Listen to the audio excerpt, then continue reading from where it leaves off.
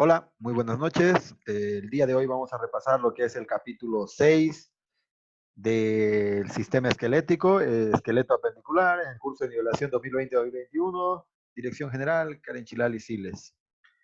Continuando con la exposición, vamos a ver lo que es la cintura escapular, en este caso el hombro. La cintura escapular va a hacer que se unan tanto el esqueleto axial con el esqueleto apendicular. La cintura escapular va a estar conformada por lo que es la clavícula y la escápula, que esta sería la clavícula y esta es la escápula. Recordar siempre que la clavícula va a ser anterior, en este caso, y se va a articular con el externo. Es aquí donde se dice que se une, gracias al esqueleto escapular, el esqueleto axial con el apendicular, en la articulación entre la clavícula y el externo. Siempre recordarles que la clavícula es anterior. Luego tenemos a la escápula, que es el otro componente de la cintura escapular, en la cual siempre la escápula o omóplato es posterior y nunca se va a articular con el esqueleto axial. Y eso hoy preguntan, en algunas situaciones preguntan, ¿no? Sobre la escápula. Viendo, también tenemos que la escápula no se va a articular con la columna vertebral. En otras palabras, el único miembro de la cintura escapular que llega a articularse con el esqueleto axial es la clavícula. Las articulaciones se mueven libremente, permite realizar movimientos en varias direcciones. Eso es lo que hace ¿quién? La cintura escapular. La cintura escapular tiene esas articulaciones, como en el caso del húmero, que se va a mover libremente, va a permitir que estas articulaciones entre la escápula y el húmero tengan la capacidad de moverse en varias direcciones.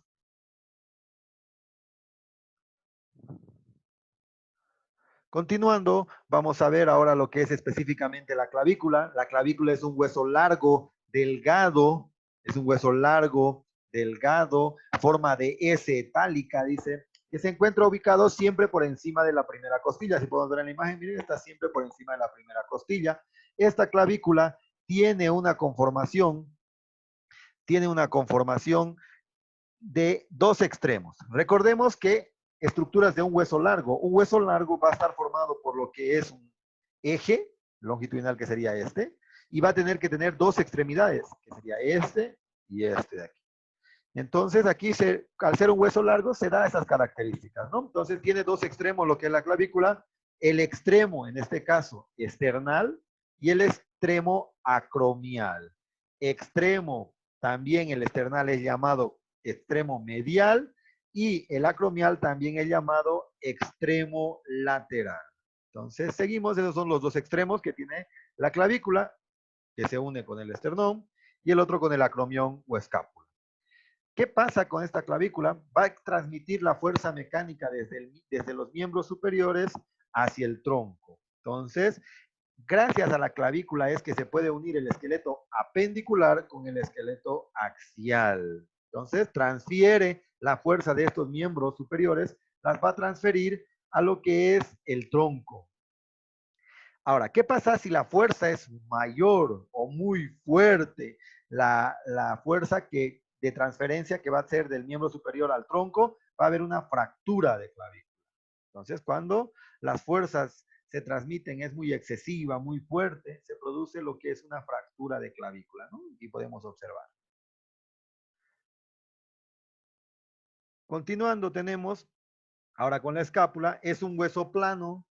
Recordemos también que todo hueso plano va a permitir la inserción y va a permitir la inserción de una gran variedad de músculos, y otra función que tiene el hueso plano es proteger estructuras. Entonces, la escápula es un hueso plano, grande, de forma triangular, podemos ver es de forma triangular, y siempre es posterior. Recordar que esta escápula nunca se va a articular con el esqueleto axial, nunca. En este caso tampoco se articula con lo que son las vértebras. Entre las estructuras que tiene la escápula tenemos a la espina, que es esta de aquí, y la espina siempre es posterior, porque esta imagen es posterior. Entonces, de la espina, que es una protuberancia de un borde afilado, podemos ver que es un borde afilado, que corre en sentido diagonal a través de la cara posterior, y su cuerpo es triangular. ¿No ves? Aquí está, es un cuerpo triangular. triangular, de esta espina. Siempre va a estar en la cara posterior y esta espina a su vez va a dividir a lo que es la escápula en una porción superior y en una porción inferior. Luego tenemos al acromión, que es este de aquí, y el acromión siempre va a estar en el extremo lateral de la espina. El acromión es una continuación de la espina, que siempre va a ir al extremo lateral. Esta es la cavidad glenoidea, aquí se inserta el húmero, entonces aquí está el brazo. Entonces siempre el acromión es lateral. El acromión va a formar una articulación, ¿con quién? Con la clavícula. Luego tenemos, en este caso, a la cavidad glenoidea, que se va a encontrar por debajo del acromión. Este es el acromión, y por debajo se encuentra esta cavidad glenoidea. La cavidad glenoidea va a formar lo que es la articulación del hombro, y es esta articulación la que nos permite mover el brazo, ¿no? Luego tenemos a una apófisis que se llama apófisis coracoide, que es esta de aquí, que es esta de aquí, es la apófisis coracoide. No confundir con apófisis coronoide. Este es coracoide de la escápula. La coronoides se encuentra en el cúbito. Entonces, no confundir. Este es apófisis coracoides, la cual es una protuberancia donde va a permitir la distensión de músculos y ligamentos. Esta.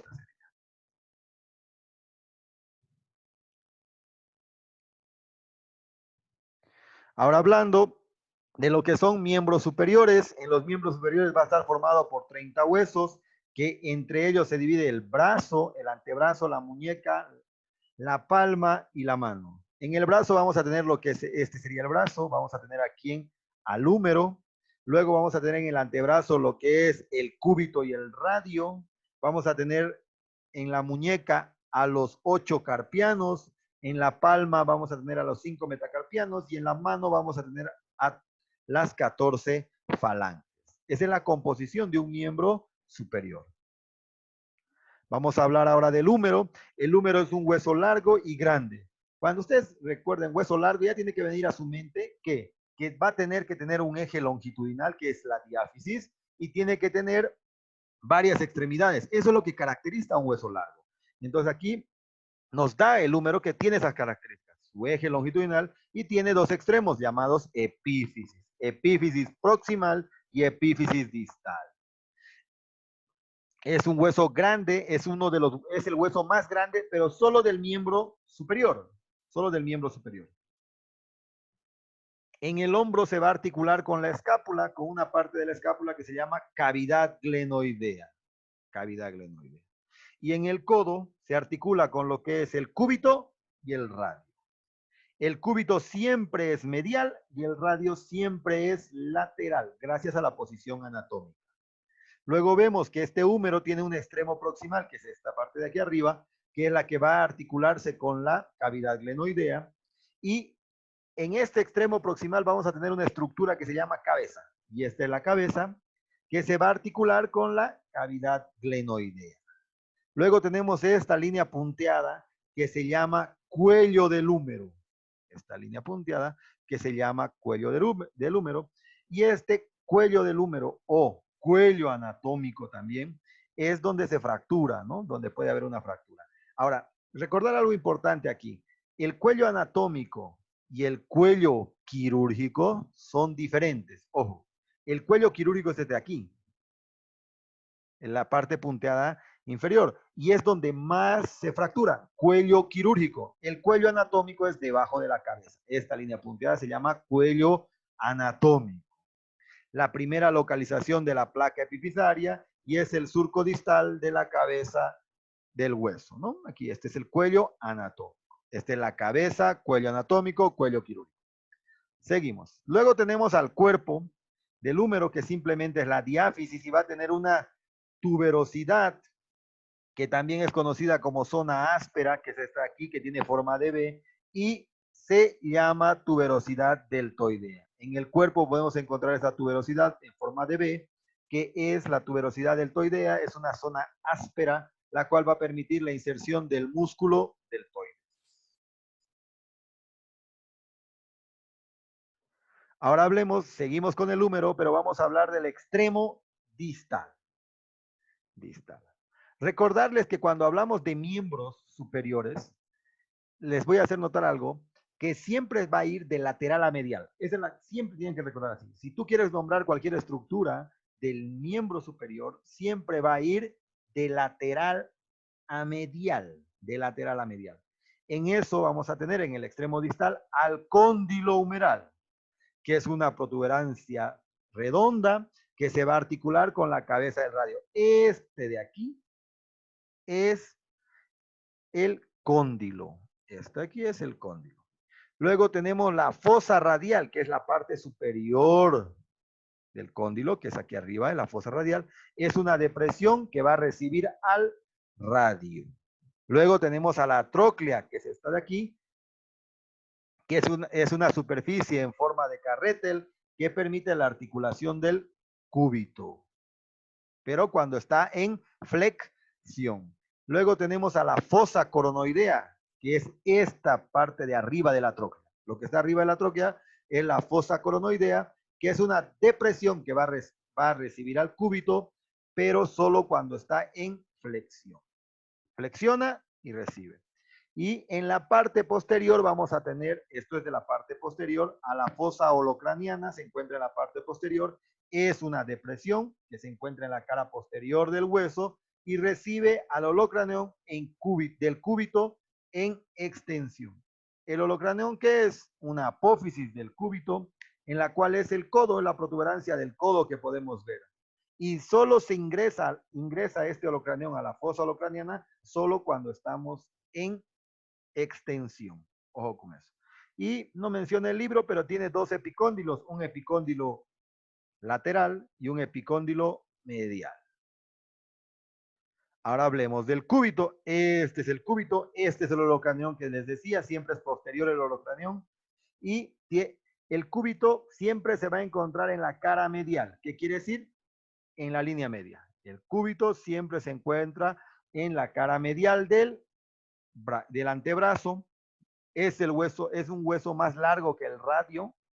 Tiene también, al ser un hueso largo, tiene un eje longitudinal y tiene dos extremidades que son las epífisis, que en este caso tenemos un extremo proximal, que es este de aquí, que va a estar formado por lo que es el holocraneón, que es la apófisis, que permite la protuberancia del codo cuando está en flexión y ingresa a la fosa holocraniana cuando está en extensión.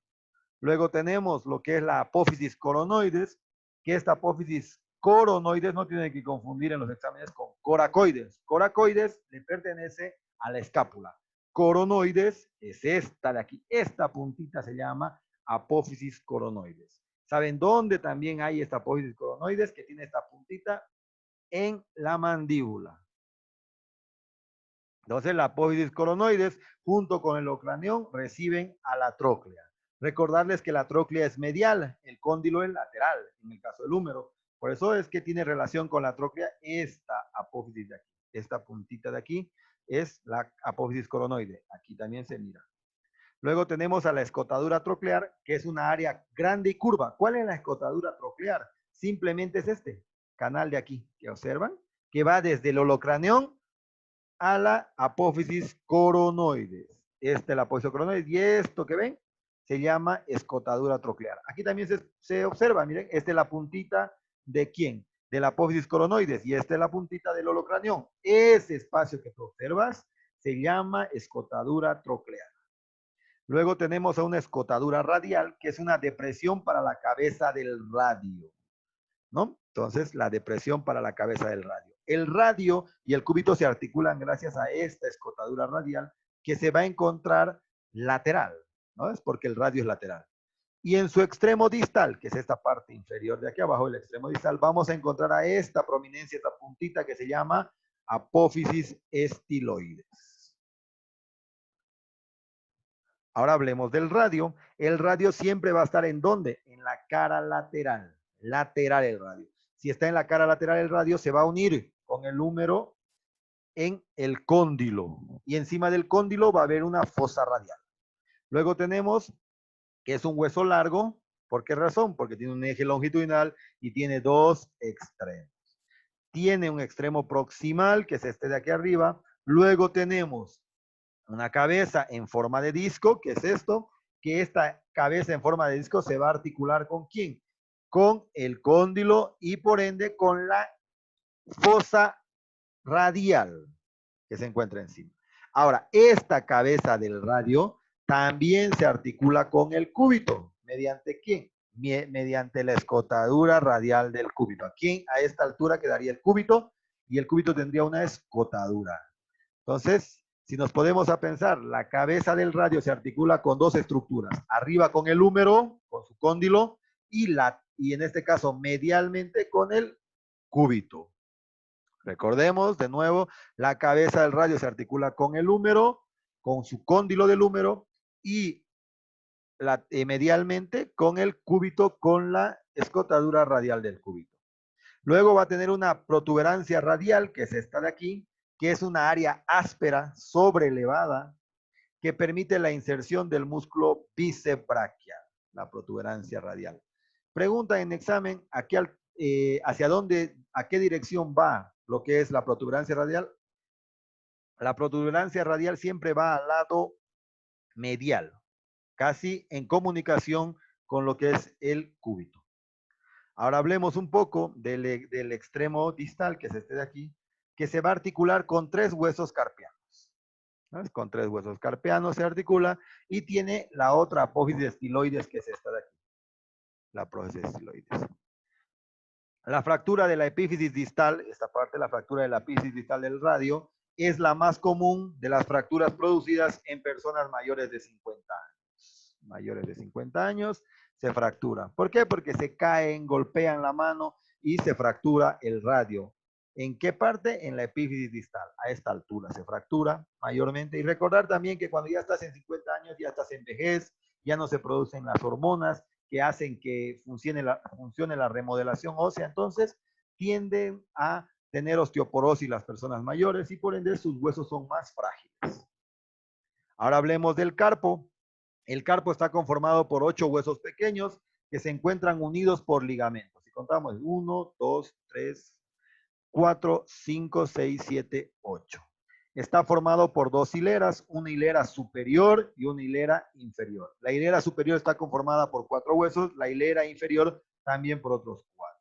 La hilera superior, miren lo que les decía, cuando hablas de miembros superiores siempre va a ir de lateral a medial, eso mecanícense. Hables de húmero, hables en este caso de antebrazo, cúbito y radio, siempre que hables de estructuras que tengan que ver con el miembro superior, siempre va a ir de lateral a medial. Y en este caso, la hilera superior está por el escafoides, que es el 1, el semilunar, el piramidal y el pisiforme. Escafoides, semilunar, piramidal y pisiforme. El 70% de las fracturas carpianas se da en el escafoides, que es este, debido a la fuerza que transmite desde el radio, ¿no? El hueso que más se fractura de la hilera superior es el escafoides, que sería este, ¿no? El que más se fractura. Tenemos la hilera inferior, otra vez dice de lateral a medial, y eso tiene que estar mecanizado en su cerebro de ustedes. Si les preguntan de dónde, en qué dirección está, siempre va a ir de medial, mejor dicho, siempre va a ir de lateral a medial. Eso cuando hablas de estructuras del miembro superior. Cuando hablas de estructuras del miembro inferior es al revés, medial a lateral, pero del miembro inferior. Ojo con eso, ¿no? ¿Qué huesos conforman la hilera inferior? Tenemos al trapecio, que sería al trapecio, el trapezoide, que es el 6, el 7, que es el grande, y el 8, que es el gancho. Los que se fijan aquí, que están encerrados con estos círculos rojos, son del túnel carpiano. El túnel carpiano está formado por el pisiforme y el ganchoso, que serían estos dos, pisiforme y el ganchoso. Y estos de aquí serían el escafoides y el trapecio. Si aquí pusiéramos algo sobresaliente, aquí va a quedar un túnel, y a eso se le va a llamar con el túnel carpiano. Y es por este lugar que van a atravesar tendones de algunos músculos. En el caso de los músculos flexores de los dedos, flexor del pulgar y el nervio mediano, ¿no? Este sería el túnel carpiano, ¿no? Ya saben, el túnel carpiano se forma por el pisiforme, el ganchoso, el escafoides, el trapecio, el pisiforme y el ganchoso. Son los 4 que forman el túnel carpiano y entre ellos hay un túnel. ¿Cómo pueden recordar siempre el túnel carpiano? Es como un puente que va de un extremo a otro. En un extremo se encuentra el pisiforme y el ganchoso y en el otro extremo se encuentra escafoides y el trapecio. Y por debajo pasan tendones de los músculos flexores de los dedos, del pulgar y el nervio mediano, ¿no? Eso es el túnel carpiano. Ahora hablemos un poco de los metacarpos, que son 5 huesos. Estos son los 5 huesos metacarpianos. Cada hueso metacarpiano, cada unito de estos está conformado por una base proximal, que sería este de aquí. Está formado por un cuerpo y por una cabeza distal. Recordemos entonces, si dice que tiene una base, tiene un cuerpo y tiene una cabeza, ¿qué tipo de hueso es este? Es un hueso largo. ¿Por qué razón? Un eje longitudinal, que sería el cuerpo, una extremidad y la otra extremidad. Entonces cumple las reglas de ser un hueso largo. Entonces los metacarpos son huesos largos que tienen una base proximal, tienen un cuerpo y tienen una cabeza distal. Las cabezas distales mayormente nosotros la miramos cuando cerramos el puño. Esos nudillos que le decimos nosotros son las cabezas de los metacarpos. Se van a enumerar siempre de 1, en número romano de 1 al 5 y otra vez lateral a medial. Siempre miembro superior va de lateral a medial. Fácil, ¿no? No hay dónde perderse.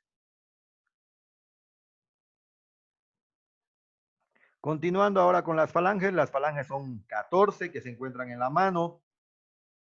Se enumeran de 1 al 5 y las falanges van a constar de quién? Una base proximal, que sería esta de aquí, o esta de aquí, o esta de aquí, que es una base proximal. Tienen un cuerpo y tienen una cabeza distal, ¿no? Las 14 falanges tienen esta estructura.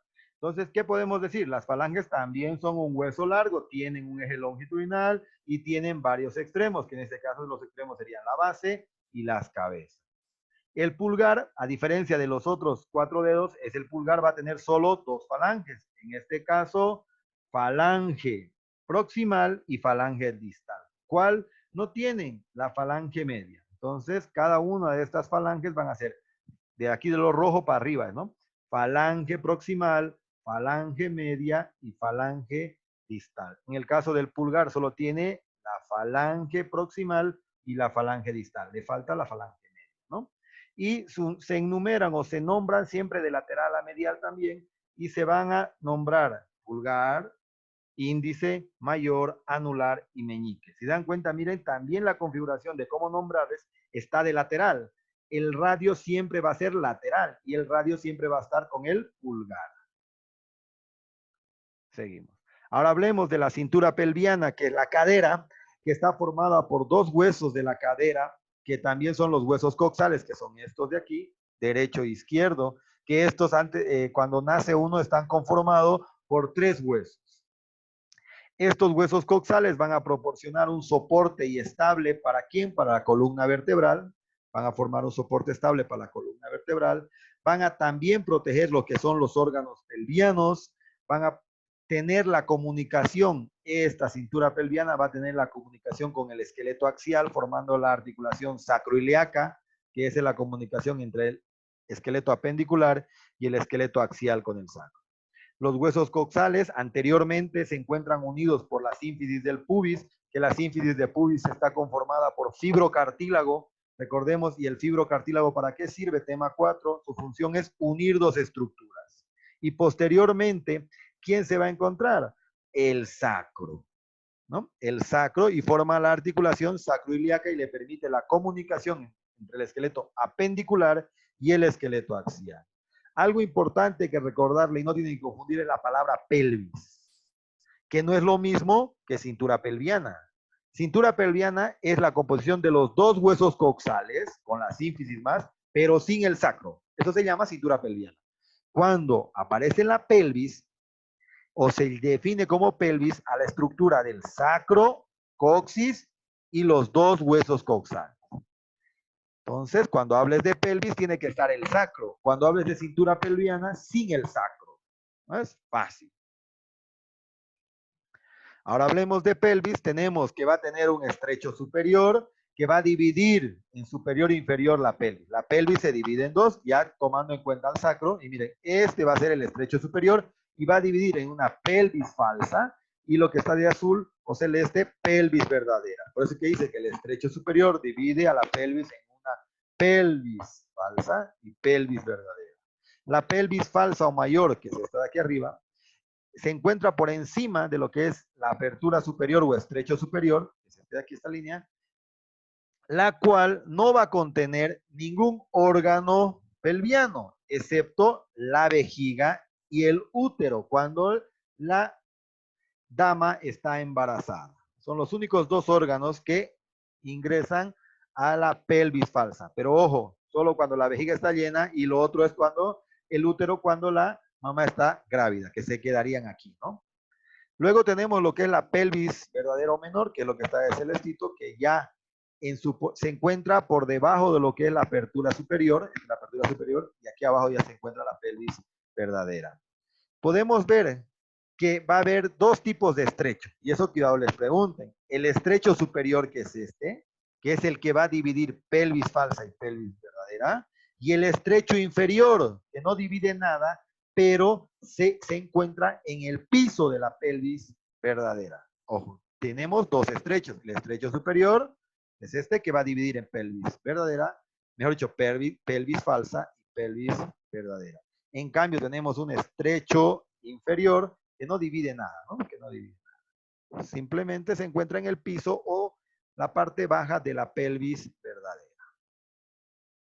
Ahora hablemos del eje de la pelvis. Es una línea imaginaria. Esta flecha negra que ustedes ven aquí es una línea imaginaria que pasa a través de la pelvis verdadera y va a ir a la pelvis que va a atravesar. Esa es pregunta de examen también. Lo he revisado. ¿Por qué razón?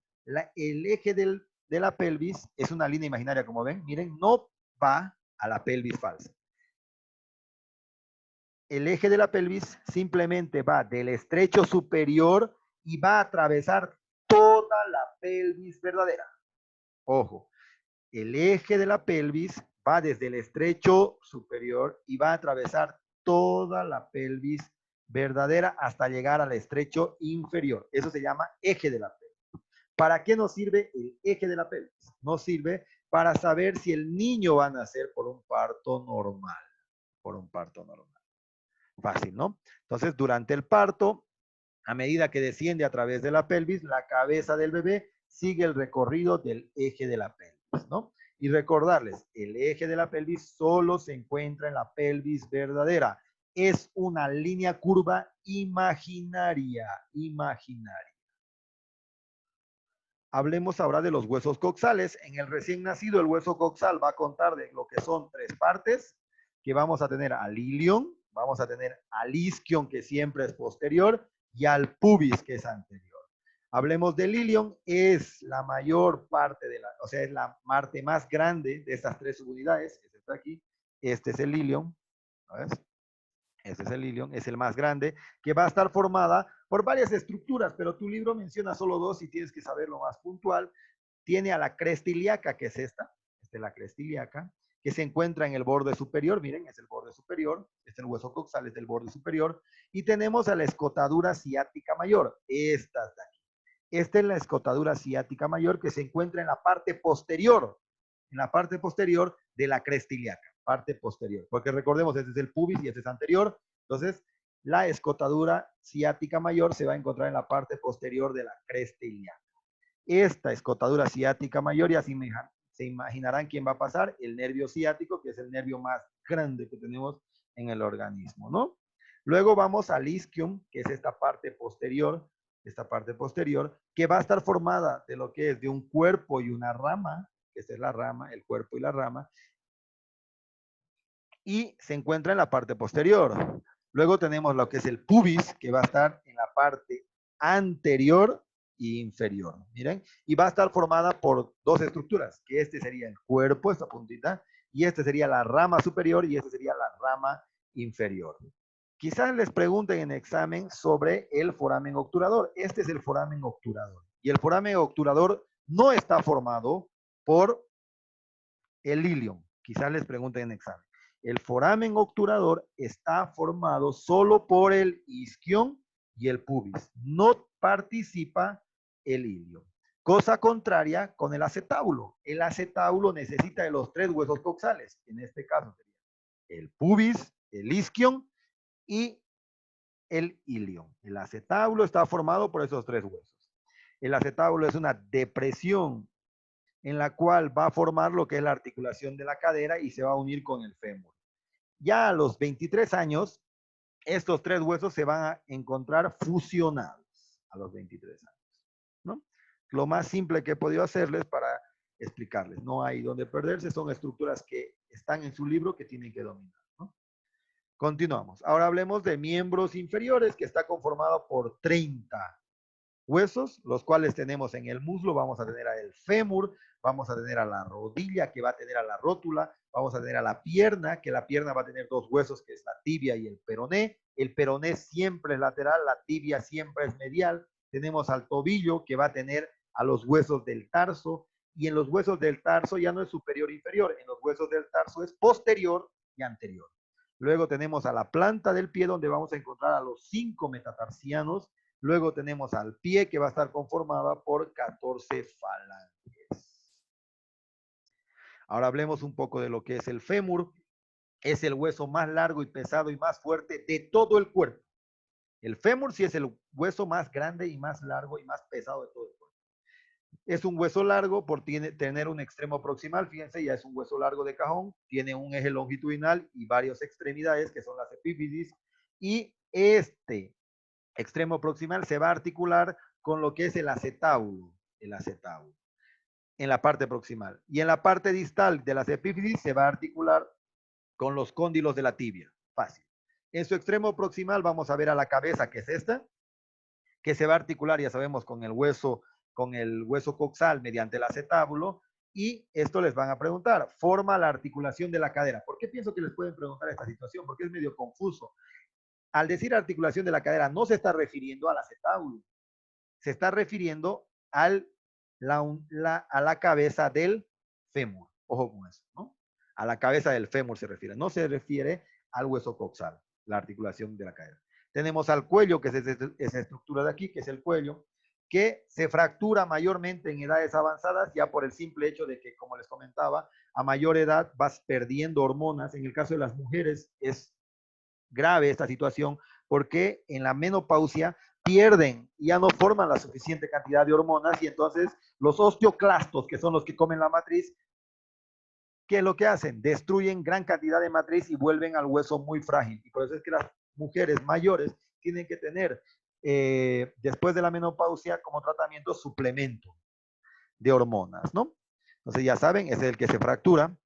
Luego tenemos al trocante mayor, que es este de aquí, estas estructuras de aquí. El trocante mayor no menciona su libro, pero hay un trocante menor, que sería este otro, trocante mayor, trocante menor, ¿no? El trocante mayor es una proyección que la puedes palpar, que se observa frente a la depresión, y existe siempre el trocánter en la parte lateral de la cadera. Ahí se insertan músculos como son los músculos del glúteo, y también sirve como punto de referencia anatómico para las inyecciones, para la aplicación de las inyecciones, ¿no? Claro que no a esa altura, ¿no? Sino que punto de referencia, ¿en qué sentido? En que se puede usar para delimitar dónde puedes poner una inyección. Hablemos ahora del cuerpo del fémur, que es el eje longitudinal, que es este, que se curva en dirección medial. Esa es la pregunta de examen. Esa es pregunta de examen. Siempre se curva en dirección medial. Miren, está en una posición medial. Está yendo de lateral a parte medial. Entonces, la articulación de la rodilla siempre se va a acercar a la línea media. Siempre a la línea media. Esta curvatura es mayor en las mujeres debido a que la pelvis es más ancha. Entonces, esta curvatura de aquí, que va a ir de lateral a medial, va a ser mucho más prominente en una mujer que en un hombre, por el hecho de que las caderas de la mujer son más anchas.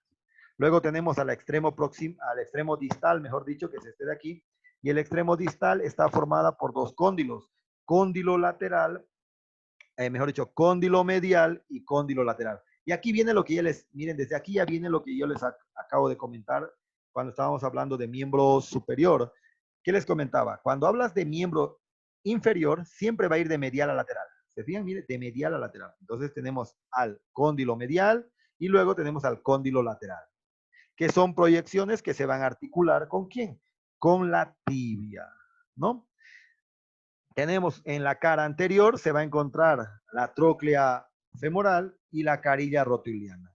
Aquí no se puede observar. Si sacaríamos esta rótula, ahí se podría ver la carilla rotuliana, ¿no? Si sacamos la rótula. Aquí no se puede dar porque eso tampoco se puede observar por el hecho que este es posterior, entonces es posterior. En cambio, esta carilla rotuliana se encuentra anterior. Seguimos hablando ahora de la rótula. Es un hueso pequeño, triangular, que se encuentra anterior a lo que es el fémur y va a nacer o se va a formar esta rótula en un tendón, que es el tendón del músculo cuádriceps femoral. Recordarle que su clasificación de esta rótula se llama sesamoideo porque se encuentra dentro de un tendón. ¿Su función cuál es? Incrementar el efecto de palanca que ejerce el tendón, o sea, proteger al tendón con este incremento de efecto de palanca, mantener la posición cuando la rodilla está flexionada, cuando tú flexionas para que la rodilla no se salga de su lugar, y proteger a la articulación, ¿no? Es triangular, tiene unas carillas articulares en la parte posterior de la rótula que le permiten articularse con lo que es el fémur. Ahora hablemos de la tibia, que es el hueso largo y medial. Medial, les vuelvo a decir, siempre medial, medial lateral, es en el miembro inferior, es un hueso medial que se va a encontrar en la pierna y que soporta la carga. Es un hueso largo igual porque miren, tiene un extremo proximal, este es el extremo proximal, el eje longitudinal y un extremo distal. Entonces, en el extremo proximal vamos a encontrar los cóndilos laterales y mediales. Aquí miren, lo han cambiado, pero es siempre medial, lateral, así. Mecanícense a aprender así, ¿no? Porque cuando hablas de miembro inferior, todo es medial, lateral. Tiene proyecciones que se articulan con los cóndilos femorales que forman la articulación de la rodilla. En otras palabras, estos cóndilos de la tibia, que es medial lateral, se van a unir con los cóndilos mediales y laterales del fémur y por ende van a formar la articulación de la rodilla. ¿Quién les falta? Aquí les faltaría la rótula. Tienen en la cara anterior, se va a encontrar una tuberosidad tibial y es el punto de inserción del ligamento rotuliano. Esto se refiere aquí. Esta es la tuberosidad tibial. Esta de aquí donde vemos la flechita es la tuberosidad tibial y es ahí donde se inserta el ligamento rotuliano que va a tener la rótula. Luego tenemos en el extremo distal, vamos a tener el maleolo medial, en la cara medial, que es este, que se va a articular con el astrálago y forma la prominencia del tobillo. ¿Ves? Va a formar la prominencia del tobillo. Fácil, no hay dónde perderse en este hueso de la tibia. Es también llamado canilla, ¿no? Como canilla le conocen. Se encuentra en lo que es la pierna, es